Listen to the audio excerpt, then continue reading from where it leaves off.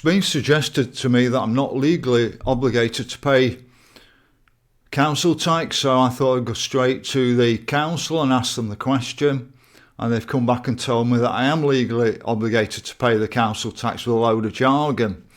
Now, in the future, if it comes back that I'm not legally obligated to pay the council tax, would this be classed as perjury?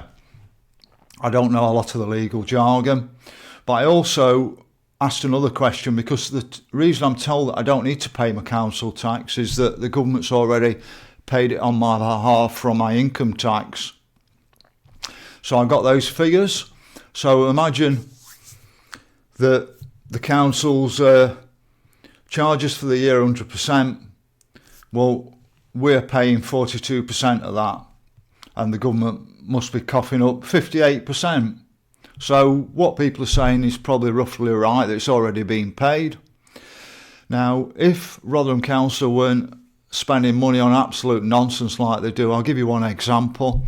I live 7 miles away from Rotherham town, but what I'm doing is I'm paying for them to have a new cinema and hotel.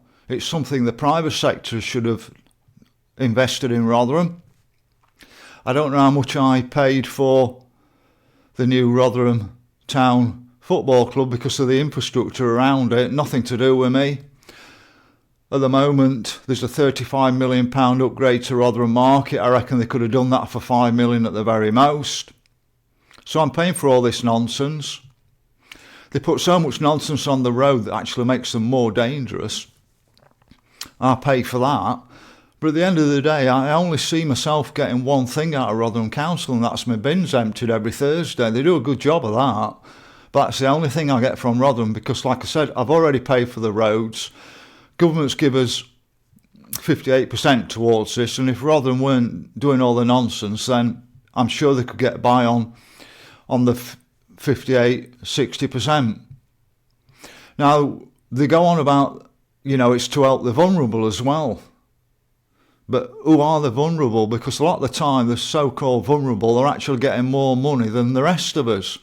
So we're the guys working, or allegedly working if we could find work. I live off my private pension. But, they're claiming that they're helping the vulnerable. But sometimes the vulnerable let's go on the income rather than people who are disabled. But sometimes that vulnerable on income are actually on more money than we actually get. So there's something very unfair about the system. So at this moment in time, I reluctantly pay my council tax. If I was somebody who was living in Birmingham or Bradford, I may be saying, well, do you know what, it's got to the point where I'm not paying it anymore. If I was one of these people who aren't being allowed to vote this year, I certainly would be not paying it. I would put it in a fund and say I'm not paying it until I can vote again. So, to me it's more stressful not to pay the council tax because I just do not understand all the legal jargon. And I just think some of the time it's just delaying tactic. They'll get the money off you in the end, whether it's selling, when you sell your house, they'll claim it back off your solicitor, etc. But the system's wrong. We've got to do something about it. I think it'd be fair if we were paying 50% of our current council tax, and then I think they'd have absolutely no argument. But it's come to my attention that when I moan about what's going off in Sheffield, I've got every right to moan about what's going off in Sheffield because I'm paying for South Yorkshire mayoral.